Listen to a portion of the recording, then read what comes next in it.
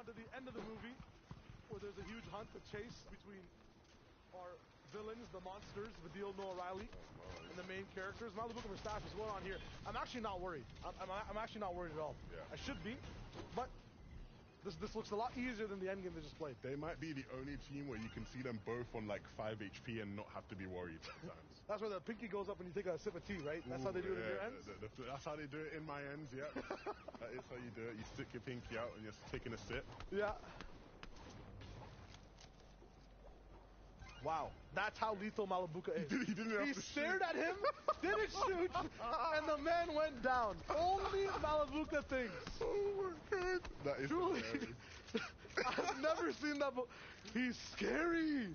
That is absolutely hilarious.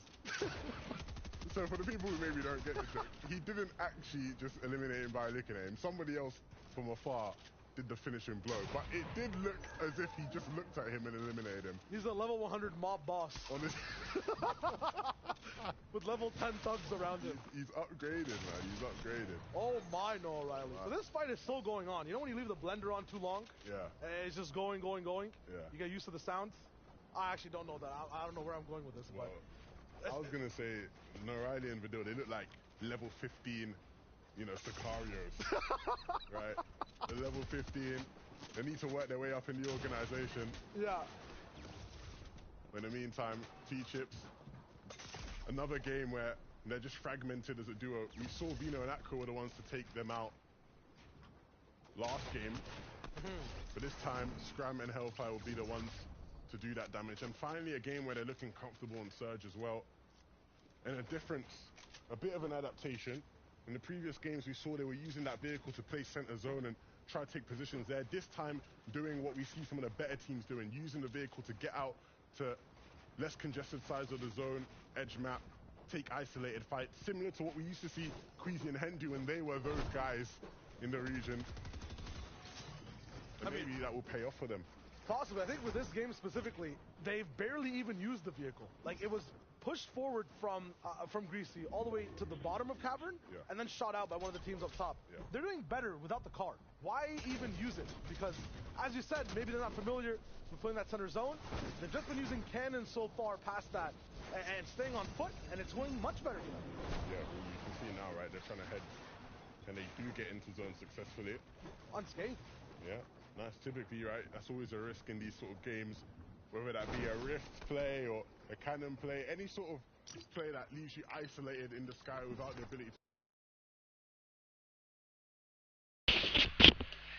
Hola, hola. ¿Qué pasa, chavales? Sí, vamos a ver un poco de la FNCS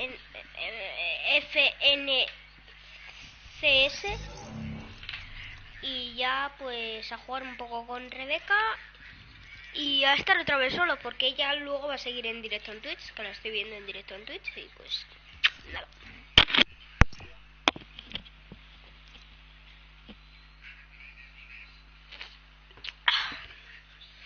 Mientras que veo la FNCSE, por una vez que me sale bien, pues estoy cenando y por eso estoy silenciado. Y también porque quiero que lo veáis bien. No soy inglés, Sergi, no soy español, vivo a España, no soy inglés. Bueno, ahora que está en privado, vamos a verlo.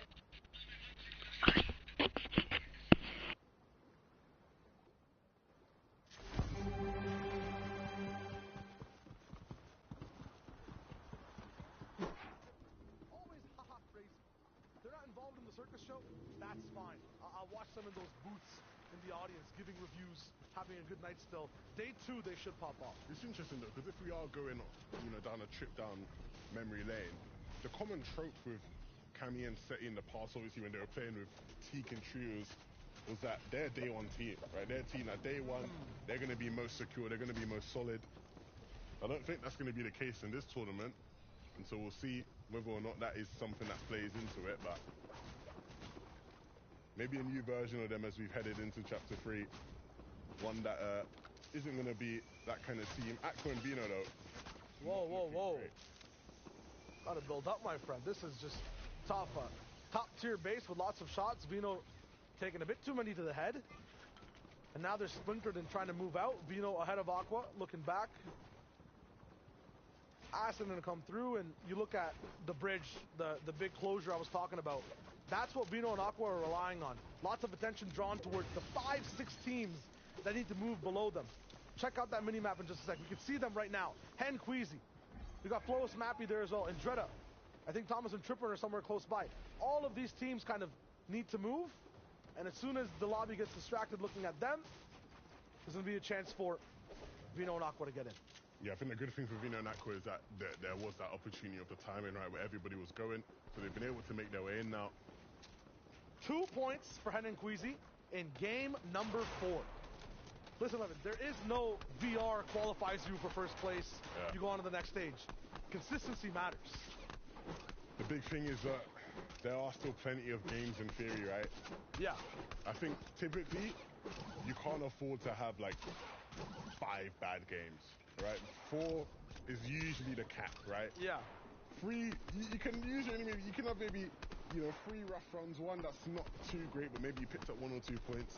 Essentially, the point I'm getting at is these guys have to switch on that flip now. I think the big thing too with that is that switch can then never be flipped off, right? Like, They have to be online for the rest of the day. Look at Anas and Pink. Allowed into one of these end games, one of these later zones. They do big damage, take a man down. That's Noah Riley and Vidil taken out by Pink and Anas. Yeah, they made them look like quick, easy work. And like you said, their first bite at the apple, an opportunity to push themselves into this game, up the standings as well. They want to play high ground. There's a lot of teams who they're going to have to try and beat out for that. Of course, we've seen Vino and Aqua in so many of these games look to take height. And these guys are going to want to push their way into that fight. So we'll see whether or not those 2 heads will clash. It'll be really interesting with the gust of the collider nearby as well. If it isn't able towards one of these end games, lots of people having to move all the way over now towards the bottom side of this half and half.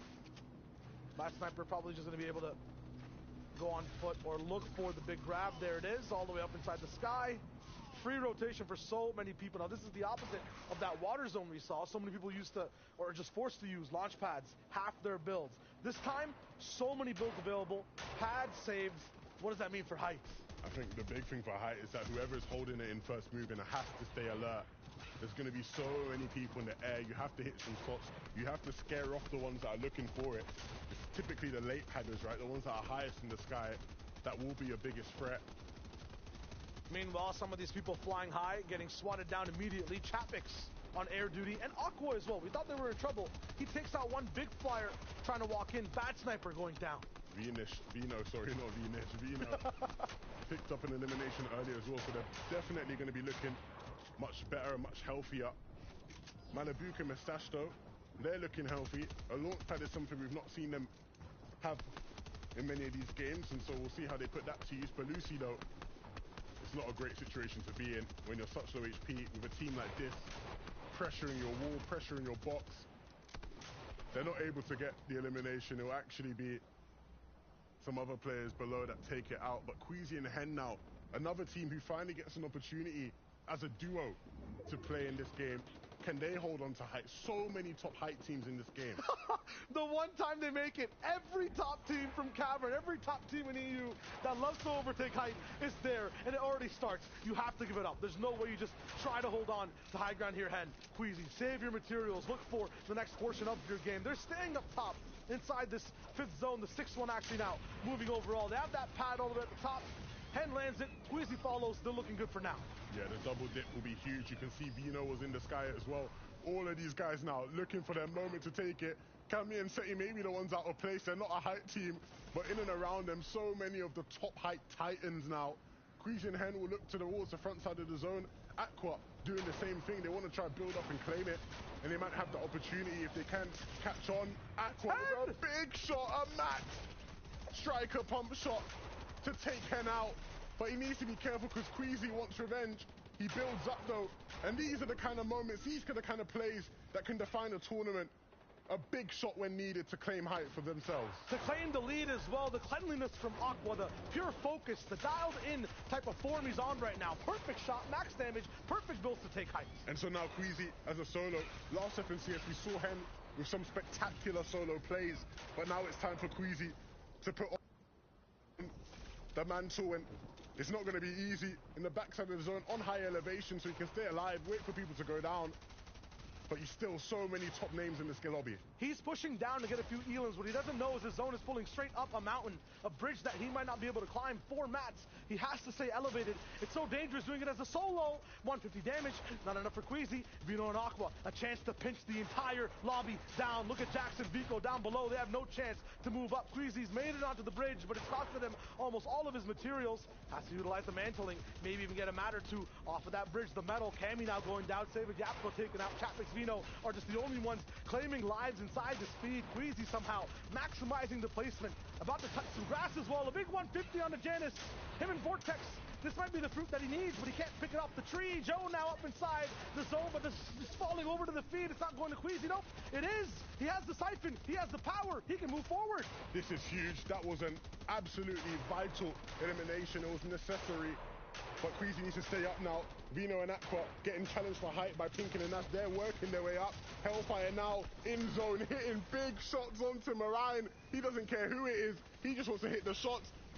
He's going to be able to stay up now, but it's going to be so difficult. Thomason tripping on low ground. No mat. Can they clear it out with no materials?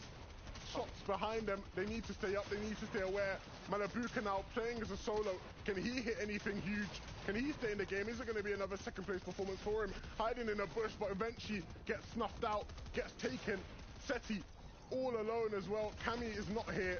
Can he hit a big shot? He's running low on materials. He can't afford to hold on. Now down to 0. Knows he needs to look to alert below him. It's Kinto and Nebs. Not an easy fight whatsoever. Chapix, Vino, Aqua, Tayson. Those are the names that are just lighting up the feed in this endgame, but it's just one of the duos that's alive on height. It's Aqua and Vino in that first place, looking for the next shot. Anas with the mantle, the fake out, but he gets seen by the sky. Sunlight in his eyes, blind now on all sides. Anas taken down in the backside of the feed. Afterwards, we tune in with Nebs, Kinzel, armored walls beside them. This is them just putting everything down in terms of control. They drop Thomas in both layers and life. Afterwards, pick apart Trippin in an instant, and after that, Kinzel goes down to the storm. It's Vino and Aqua now. Another game. Do they just have EU in their grasp, or their palms that big and heavy to claim the lives of many top players? Absolutely. Another win for this dynamic duo. A back-to-back victory royale from a former World Cup winner and a young rising star in Vino.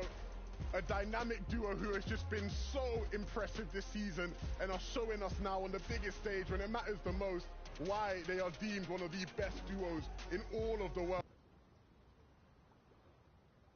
In a row now for them. 2 teams tied to a rocket in that game. Aqua Vino versus Malibuka tied in the 7th zone. Only one rises to the moon, to the stratosphere 11, and it's the ones with the back-to-back. The age-old question, right? Mid, low, height. It's height right now. That's really showing what can be done. They're not even getting too aggressive, right? They're not overextending for eliminations. They're letting them come to it naturally. And we're seeing them reap the benefits of that. The fruits of their labor will show on the standings, I can promise you that. Yeah, you talk about the fruits. That was a squeeze from Aqua and Vino. The juice that falls from that. I mean, Zeke, Reese, and Minnie, they've got kind of the sauce of what's going down. We're just trying to keep up with you, Shy Wager. That's all it is, brother. Just trying to keep up with you. My goodness. Aqua and Vino. If you're just tuning in, we just watched this duo win the last game, game number 3. Now they come back to win it again, Reese. What is happening? What am I watching, man? It is a bad day to be a height team in EU because Aqua and Vino are dominant. They have always, and in particular Aqua, let's be real, has been known as the height guy. The last couple of seasons, it's not looked great. He's been shaky. He had a wrist injury. But now, like, he seems to be the best we have ever seen him. And of course, Vino, the new up-and-comer over the last kind of year, we would say. This could be the chance for these guys to get an FNCS title. Yeah, it really could. I mean, this is almost at the moment a match made in heaven for them. You know, we know how good Aqua is on that high ground, getting the perfect timing on that retake. Of course, we talk about Vino, his mechanical ability, the ability to pick up eliminations where it matters most. And here is another example of that. Hen completely shut down with that purple striker pump, and those are exactly the eliminations that gets them set up for these end games. This is what puts them into the position in order for them to take height. You know what's funny is they always take height at the same time as well. They do. It's like, end of first moving, they just land on you, doesn't matter, but it's so odd because it's kind of like a 50-50 play, right, for anyone else. But for these guys, it's a 100% win, it seems like, at this moment. And no other team is able to do that. If you watch back through the semis, the teams who took height at this time of the game always lost, right, because everyone was looking up. But when you're in a caliber, like a lobby with a caliber of players like this, like, people are a little bit more timid, they're not going to be as aggressive on the high ground just for the victory royale. So guys like Aqua and Vino can take advantage of that. Take height, keep it, and absolutely dominate. That's absolutely right. A lot of the teams will have one eye on the consistency. You know, they're thinking, okay, we're a height team. Maybe Hen and Queasy is another example of that. They're thinking, if we play low ground, if we play mid ground even a little bit more consistently, that might result in some better results in the end of things. But if you're Aqua and Vino right now, if you're just winning every single game, you've got to give other people a chance. No, dude, they're shaking these lobbies right now. And you know, too, everyone else is thinking, this is now 2. We cannot give them any more of this, okay? They're too free. We got to shut them down. They now overtake that number 1 spot, right? Now we see Merstash and Malabuka. We can't forget about this duo as well. They did drop that 16 elimination game right before this. This feels like a finals, right? These duos are saying, we have to bring everything. We have to set ourselves up for this first 6 games going into tomorrow. One of the things I felt really interesting, after the first 2 matches, when we were looking at the leaderboards here, it was a lot more new teams. You know, there's a lot of teams, just like Carmi and Banyak were up there after popping up. Obviously, they still are right now. A bunch of more unknown teams. When you look at the top 5 right now, that is the best of the best in EU. Because you know what? A couple games, sure, those pop-offs are going to happen, but the best teams are going to be consistent through as many matches as possible. And this is the result of it in after game 4. Yeah, you mentioned the top teams, but there's one missing. You might be noticing, who's not there? It is Hen and Queasy. Now, we haven't really seen the best from them today so far, and that was almost personified in this last game. It wasn't quite there for them. We saw them take height really early on, and I think this is a sort of solid position for them because they were able to take height right as that first moving pop. They were able to use the collider rotations as well, which we'll talk about, but they were able to sort of solidify themselves in the high ground, but oh no, it was not going to be enough because when you're in a lobby with this many high ground teams that are this confident, you almost have to expect to get landed on that. Well, that's the thing. You do have to expect to get landed on. In particular, like, I know the strategies of Vino and Aqua. I guarantee you that Queasy and Hen know the strategies. Yep. You saw right there that Hen was kind of building lackadaisically. He was kind of just chilled about it. He was just slowly ramping up a little bit. And you just saw right there, Aqua land right on him, hit the maximum damage, and that essentially was the catalyst for them to win the game there. And it's a bit of a shame to see him almost just throw the game away because they're massed. They had like 100 builds each, tons of ammo, everything to win that game set up, but with the best of the best in the lobby, can't always rely on that. That's true, but I think Aqua and Vino would almost land on height nevertheless. You know, even if they don't pick up that elimination, they're still going to go for it. They're still going to be like a dog outside of the door. You know, you just want to get them out. You know, it's like Hen and Queasy, they just want to get them gone. They're just too loud, you know, just sort of barking at the door. But we're going to talk about the rotations of that end game. We saw an interesting end game, an interesting final few zones where it was around the collider, and this is where Vino and Aqua were able to use rotations just like this one right here. It's sort of like a little bit of a launch pad type device. Yeah, it's a bit of a geyser underneath the map that would be moving around. Similarly, if you're in the collider now, obviously there's a huge slipstream that you can fly up with. So teams like Malabuka and Merstash set themselves up next to it. They waited. They understood that if they don't pull that 5th zone, right, it's going to be a far rotate for them. So knowing the natural mobility of the map is so useful because you can just then box up next to it, ensure that you can go. And again, in the collider, like everywhere there is natural mobilities. There's cannons, there's launch pads, there's of course that big slipstream in the middle to keep yourself moving as well. So great awareness from a lot of our top teams. Yeah, and what it allows them to do, of course, it saves them that launch pad as well. We saw it from Merstash and Malabuka. They had the launch pad in their inventory, and because when you have those abilities to rotate without using the launch pad, they can just think, you know what, we'll save this for later on. We'll just keep it stashed away, and we'll use that for maybe a first, second, or third moving, because those are the times when those launch pads, they really elevate your team above all the other teams that don't have one. You got to think also, they use that launch pad to kite first move and win the game. They did. There you go. Just by using a simple little geyser, that potentially could have won them the match. The little things, man. It's those little micro advantages that are going to help you and your duo pull ahead, right? Especially we're talking about $300,000 for coming in first place. You're looking for all these advantages. It is time, though. This is game number 5 of the EU FNCS. Let's get it.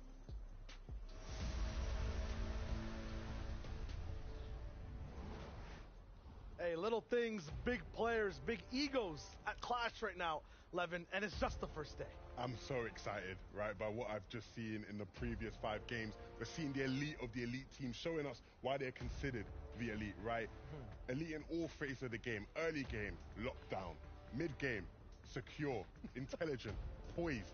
End game, ruthless, aggressive, clinical. Okay. Right? Yeah. And we're going to continue to see that. It's why they've been so dominant, a lot of these teams throughout the season, right? The likes of the Aqua, the Vinos, tasting the champions we talk about, never being able to count those guys out. Malabuka, Mustache as well. Even Seti and Kami looking strong as well after game 1. We talked about it. So many teams needed time to get into their rhythm, and now that they've hit their stride, it's a long day for anybody else trying to rise in the standings, honestly. Yeah. The top 5 looks like every Twitter predictions list I've seen this morning. Like, it's all top names, and half of them are kind of overlapping, or not overlapping every game, right? It's a winner and then high elims. Right now, Aquavino, they're making that basically the same thing. They're the kings of EU before the day even ends. And the big thing about it as we head into this 5th game is who can stop them? Who really is going to get in their way? What is the chink in their armor? There doesn't seem to be any. At all. Usually, it's multiple height teams. We saw it in the qual for Aqua and Vino in specific. They would try to take fights for height when there's 3 different teams trying to do it as well. Some majorly inexperienced, giving them a long, long time on that fight. Everyone right now hyper-focused. Does that focus stay for the lobby on day number 2? 100%. Right? No desperation for height. I think the big thing, right, is that if Aqua's hitting shots like he was last game, you ain't even getting it, even if he wants it. Right? And a team who clearly hasn't been able to get anything since that first game, Kiduo and Flixi, the Osborne battle at sign-up station, going very much how it was predicted to go so far. Joe and Ziandi dominating, and that domination is leading them into a spot in that top 10. Here is the main story, Mustache and Malabuka. I think one of the only people that can stop Vino and Aqua for the moment. The big thing is that they're one of the few teams that could still have the potential to go down. Vale, chicos, ya vamos a parar de ver la FNCS. In previous games. Let's A say ver that si fight happens ya again está. this Bueno, game. They go down. esta sí. Vino and Aqua, they're just going to have another big game. Voy a invitarle. Salir.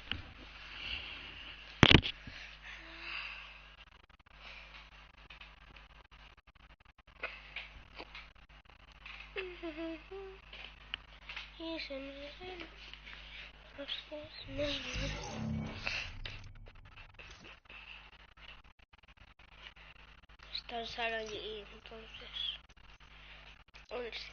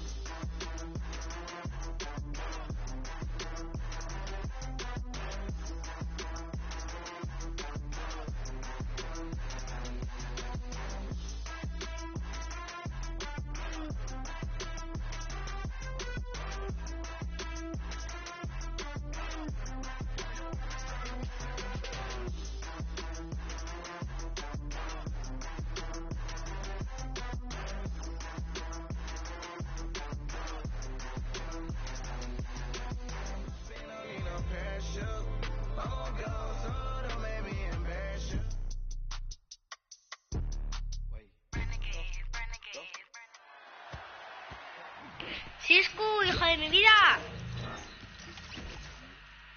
Cisco. ¡Oh! ¡Mini Bumpy! ¡Bumpy! ¡Bumpy! ¡Bumpy!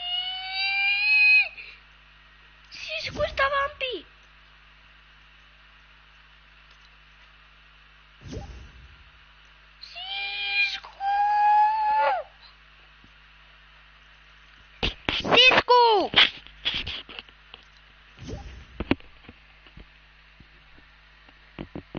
Otaku. Otaku que está Vampi.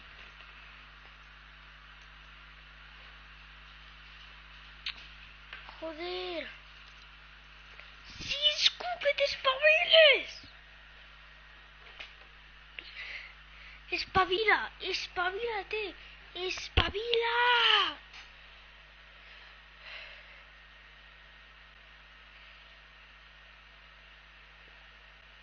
Joder.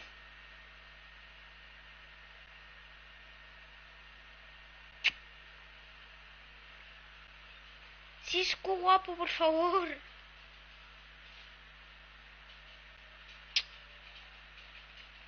Puede ser.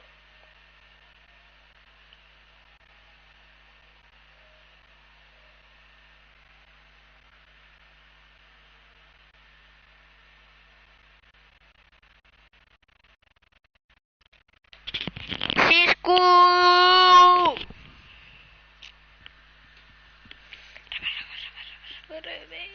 Cisco, por favor.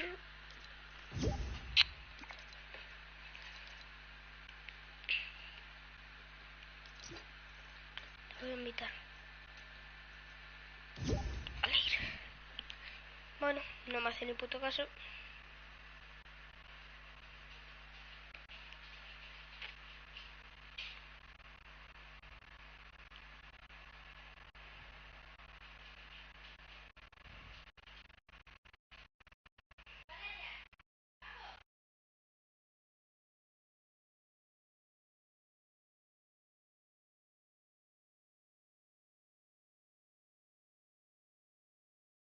Cisco. Cisco, Cisco, Cisco. Cisco, Cisco, Cisco. Cisco, Cisco, Cisco. Por favor. Cisco, Cisco, Cisco. Por favor. Cisco. Cisco. Voy a decírselo a rebe.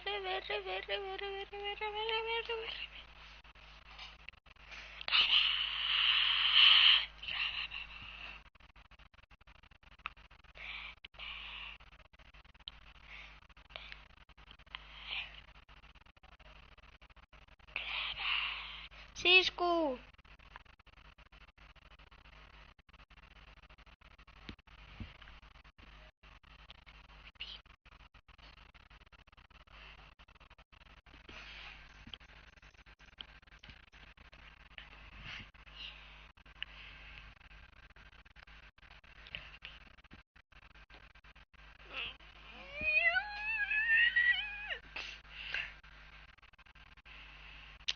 Voy a decírselo en el directo de Twitch.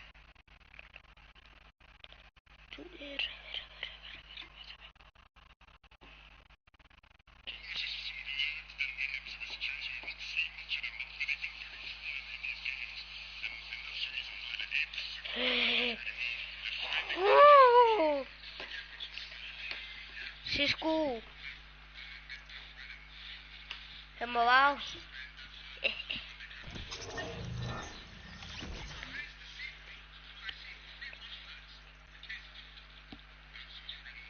Mira, chicos, que lo estoy agarrando, mira. Mira, si yo hago así. Mira cómo sabe que lo estoy agarrando. ¡Qué guapo! ¡Qué guapo el efecto! A ver, ahí voy a agarrar.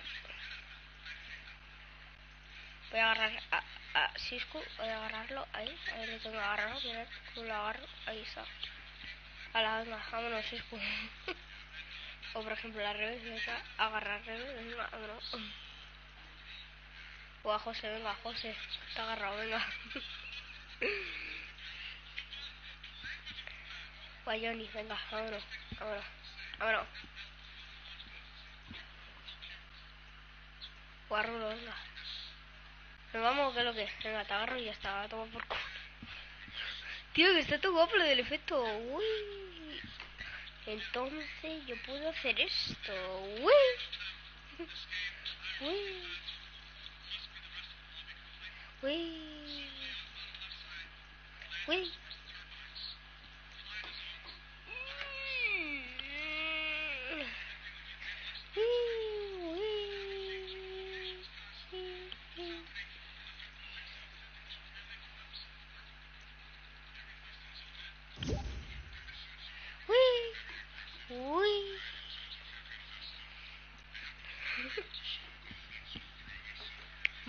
chicos. ¡Vámonos! Y vámonos. ¡Uy!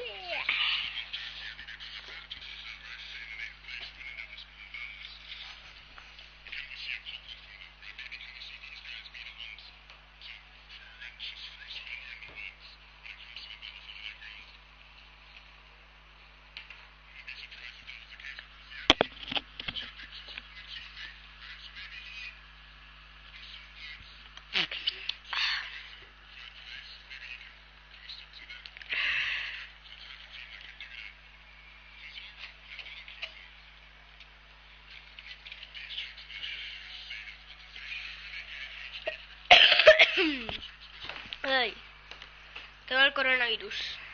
¿Algún problema? A ver. Yo tengo el coronavirus, chicos. Arriba, a ver, el que toque le tengo que invitar. Ya da igual. A este va a invitar. No sé quién es José Foco. Javi Luche. ¿Quién es José Foco, bro? Bueno, ahora otra vez beca, ¿vale? Subimos y... ¡Uy! No, que es de mi familia. Tengo miedo. No sé quién es. A ver, bajamos otra vez. Y agarramos. ¡Fium! Otra vez. ¡Fium! Atatín, no puedo. Venga. Siguiente. Y ¡uy! Coño, me he pasado. Le he lanzado muy fuerte. ¡Uy! Bro. Tío. A ver, lo voy a bajar abajo del todo.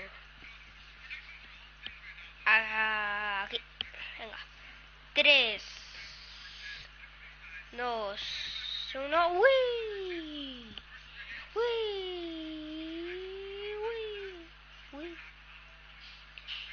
Joder, a este otra vez. Se me ha lagueado. Si es que se ha ido, ¿no? Si es que se ha ido. ¡Uy!